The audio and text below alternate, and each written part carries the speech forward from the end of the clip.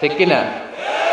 না খেয়ে না পড়ে অল্পতে তুষ্ট থেকে যারা শুকরিয়া করে এরা আমাদের আইম্মাতুল মাসাজিদ, মসজিদের ইমামরা, মসজিদের মুয়াজ্জিনরা। এক একটা মসজিদের মুয়াজ্জিনের গলা হবে এরকম বিশাল উঁচু। কিয়ামতের ময়দানে সবাই আমরা এর দিকে তাকায় থাকবো, কিরে ভাই তোর গলা উঁচু কেন?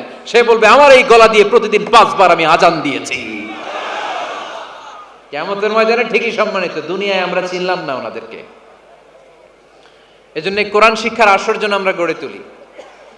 তালিমুল কোরআন প্রজেক্ট লাগবে, শিশুদের কোরআন শিক্ষার আসর, নারীদের কোরআন শিক্ষার আসর, বয়স্কদের কোরআন শিক্ষার আসর। আমরা কোরআন শিখে মরতে চাই, কোরআন জেনে মরতে চাই। No excuse will be granted that day. সেদিন আল্লাহ কোনো এক্সকিউজ গ্রহণ করবে না। সব পারো, হিন্দি তো ঠিকই কইতে পারো, হিন্দিতে কথা কইতে পারে না ছেলেপেলেরা? হিন্দি সিনেমা এমন দেখা দেখে হিন্দিতে কথা কইতে পারে, তো হিন্দি ভাষা বুঝতে পারলে শিখতে পারলে আরবি পারলা না কেন? কোনো এক্সকিউজ ওজোর আপত্তি সেদিন আল্লাহ গ্রহণ করবে না। শরীয়তপুরের ভাইরা, আসুন আমরা কোরআন শিখি, আসুন আমরা কোরআন পড়ি। প্রতিদিন একটা আয়াত হলেও কমপক্ষে আমরা যেন কোরআনের অর্থ পড়ি, বঙ্গানুবাদ পড়ি। রাজি আছেন তো? আপনাদের স্মার্টফোন আছে কার কার হাতে দেখি?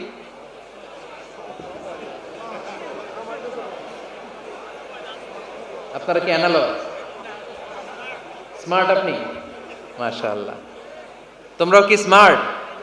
হ্যাঁ, ঠিক আছে, হাত নামাও, হাত নামান সবাই। তো এই যে স্মার্টফোন আসছে স্মার্ট বানাইতে, যেই ফোনের মধ্যে কোরআন নাই সে আনস্মার্ট, ঠিক কিনা? যার মোবাইলের ভেতরে কোরআনের অ্যাপস আছে, ডাউনলোড করে অ্যাপস রেখেছে, সেই হচ্ছে আসল smart. He is the real hero, he is the real smart. এজন্য মোবাইলের অ্যাপসের ভেতরে কোরআন ঢুকাইতে হবে।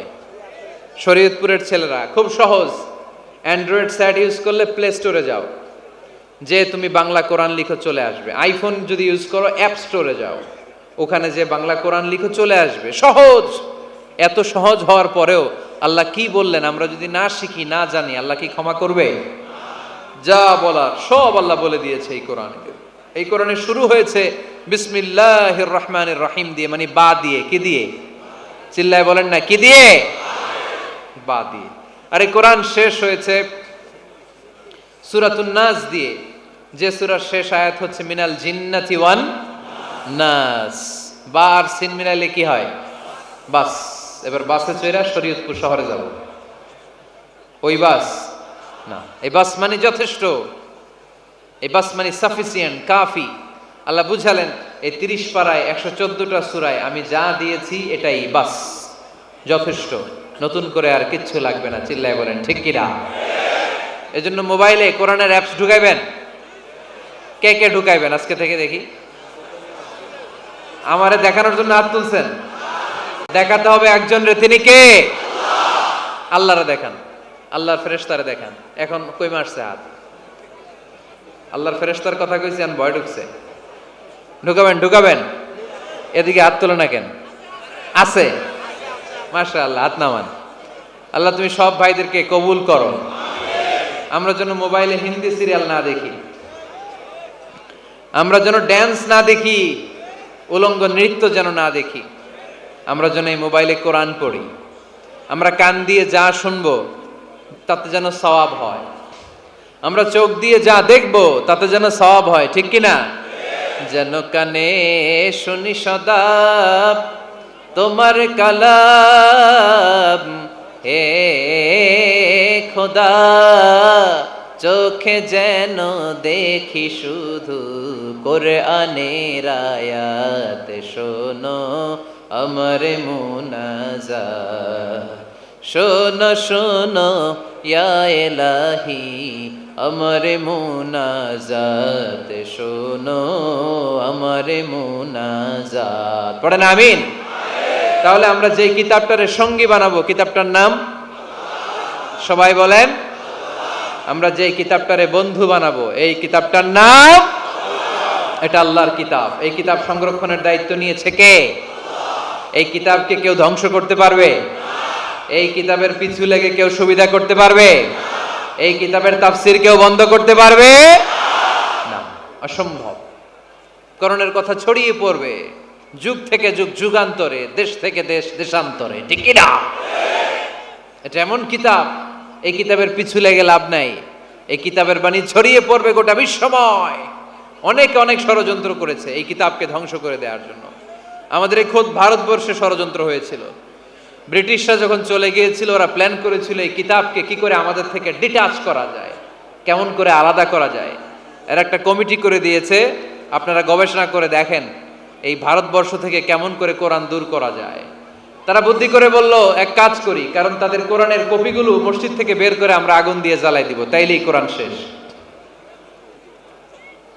কোরআনের কপি যদি আগুন দিয়ে জ্বালায় দেওয়া হয়, তাহলে তো আর পৃথিবীতে কোরআন থাকবে না, না থাকবে? যদি আগুন লেগে ধ্বংস হয়ে যায়, ধ্বংস হয়ে যায়, যদি আগুন লেগে যায়, পুড়ে যায় পৃথিবীর সব বইয়ের দোকান, বিশ্ব থেকে হারাবে না পবিত্র কোরআন, বিশ্ব থেকে হারাবে না পবিত্র কোরআন, ঠিক কি না? পরে দেখলো না রিসার্চে গন্ডগোল আছে, অ্যানালাইসিস ভুল।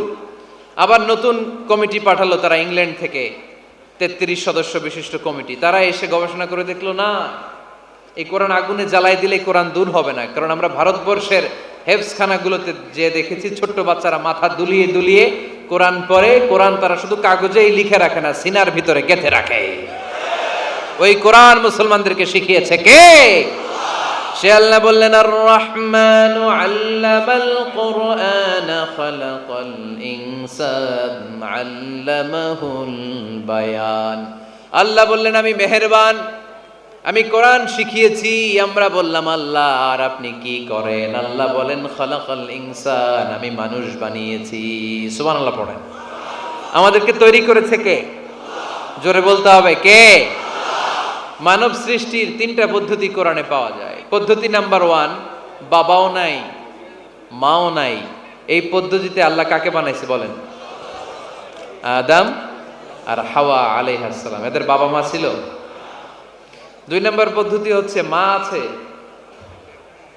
কিন্তু বাবা নাই। এই পদ্ধতিতে আল্লাহ কাকে বানালেন? কি নাম? ঈসা আলাইহিস সালাম। 3 নম্বর পদ্ধতি হচ্ছে মাও আছে বাবাও আছে। এই পদ্ধতিতে আল্লাহ কাদেরকে বানিয়েছেন? আমাদেরকে বানিয়েছেন। তাহলে পদ্ধতি কয়টা? 3টা। আদম আলাইহিস সালামকে বানানোর পদ্ধতিও 3টা। প্রথমে আল্লাহ 3 লাজিব এঁটেল মাটি নিলেন, তারপর নিলেন হামাইম মাসনুন কাদামাটি, তারপরে এটারে বানালেন ঠনঠনে শুকনো মাটি। সাইয়েদনা আদম আলাইহিস সালামের অবয়ব তৈরি করলেন 60 হাত লম্বা করে। সাইয়েদনা আদম আলাইহিস সালামকে যখন আল্লাহ বানিয়েছেন, কয় হাত লম্বা? সহিহ বুখারীর বর্ণনা, লাম্মা খালাকাল্লাহু আদামা ওয়া কানা তুলুহু 60 যিরাআন। আল্লাহ তাআলা যখন আদম আলাইহিস সালামকে বানালেন, 60 হাত বা 60 গজ লম্বা করে বানালেন। আপনারাও যারা জান্নাতে যাবেন, 60 হাত লম্বা হয়ে জান্নাতে ঢুকবেন। কয় হাত লম্বা? সুবহানাল্লাহ পড়বেন না? আদম আলাইহিস সালামকে বানালেন। আবার মায়ের পেটে যে আমরা বড় হলাম, এখানেও আমাদের 3টা ক্যাটাগরি, 3টা ধাপে তিনি আমাদেরকে বানালেন। মায়ের পেটে 9 মাস কি করছিলেন মনে আছে আপনাদের? শরীয়তপুরের ভাইরা মনে নাই? কেন? হ্যাঁ, আমাদের কারোরই মনে নাই, ঠিক কিনা? এই 6 মাস 8 মাস কই যে ছিলাম, কোথায় ছিলাম আমরা মনে করতে পারি না। স্মৃতির পাতা হাতড়িয়ে যত পিছনে যাই আর বলতে থাকি। মনে আছে ছোটবেলার কথা? মনে নাই। আমরা সবাই কিন্তু এত বড় ছিলাম না ভাই, ছোট্ট ছিলাম, ছোট্ট। মায়ের জরায়ুর দেয়ালের মধ্যে লেপ্টে ছিলাম। নুতফা, আলাকা, মুদগা, sperm drop, blood clot and the little flash.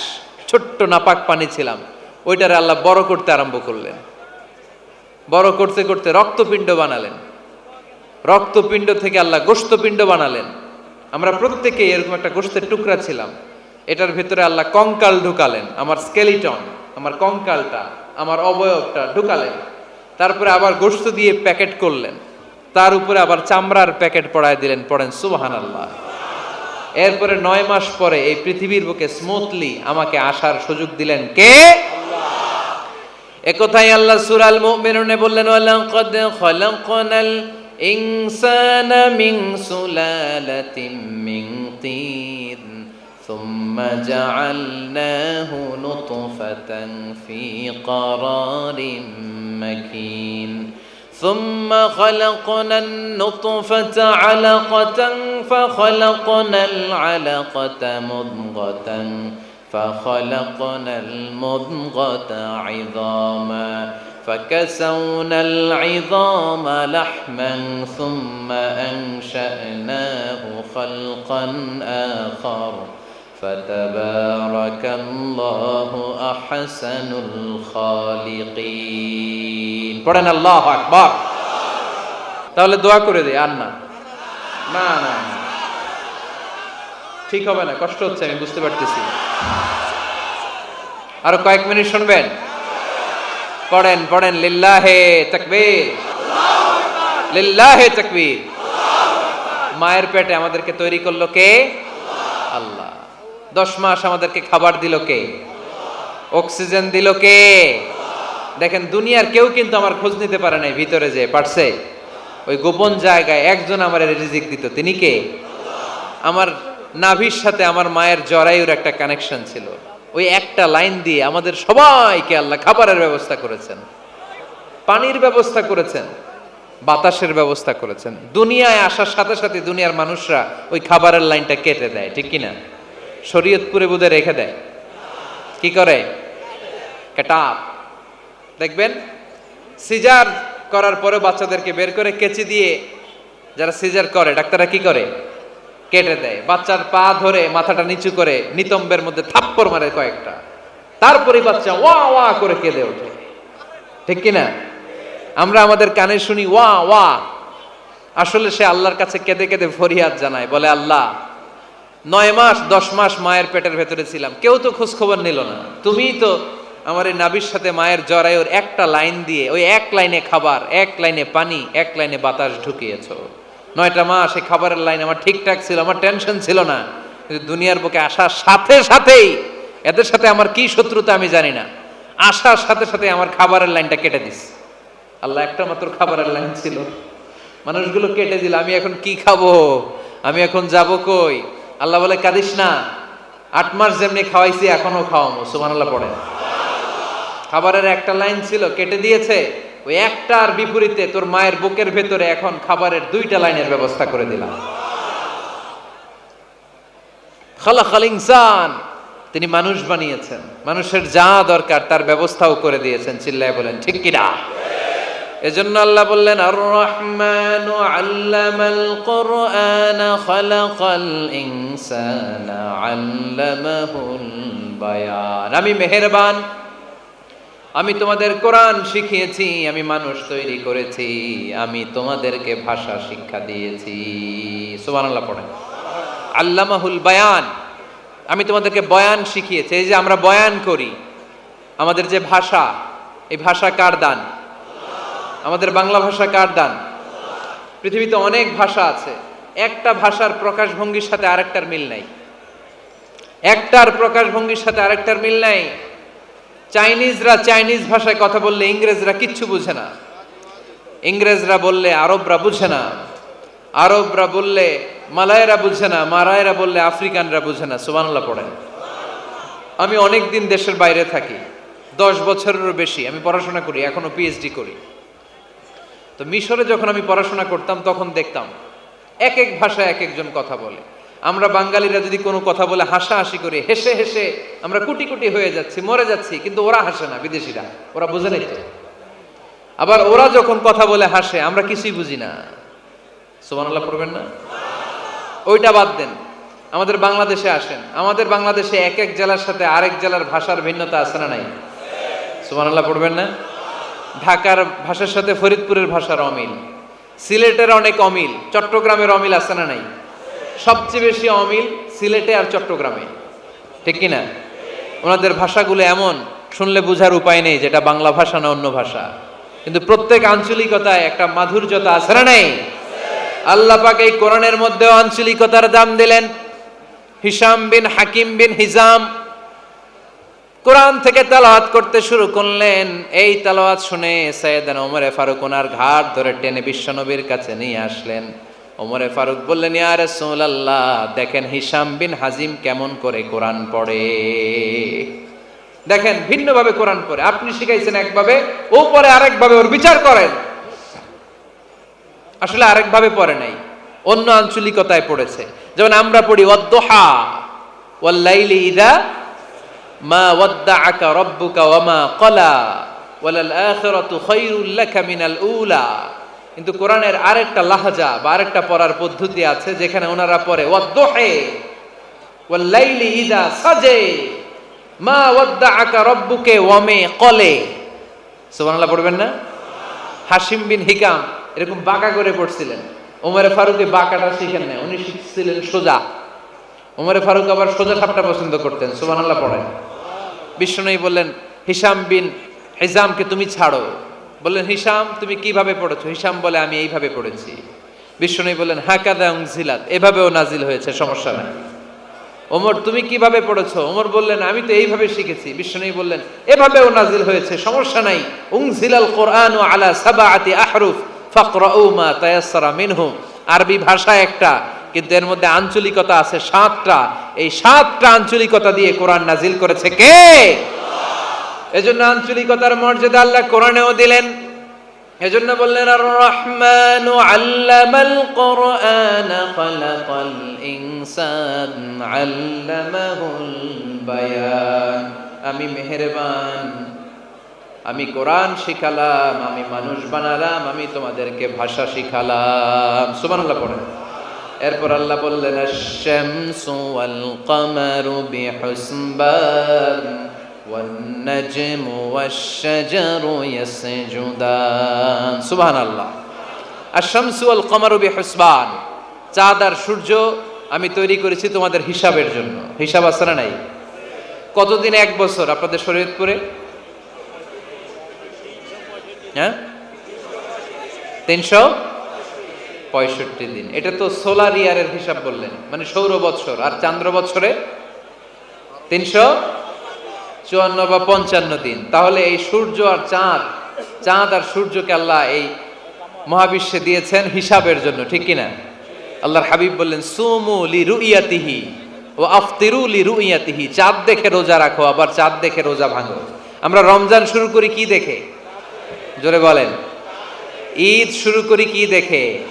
চাঁদের পালকি চড়ে আসলো সবার ঘরে, চাঁদের পালকি চড়ে আসলো সবার ঘরে, আসলো খুশির ঈদ, বলো ঈদ মুবারক, ঈদ মুবারক, ঈদ মুবারক, ঈদ। সবাই পড়েন, বলো ঈদ মুবারক, ঈদ মুবারক, ঈদ মুবারক, ঈদ। সুবহানাল্লাহ পড়েন। আশ-শামসু ওয়াল কামারু বিহুসবান।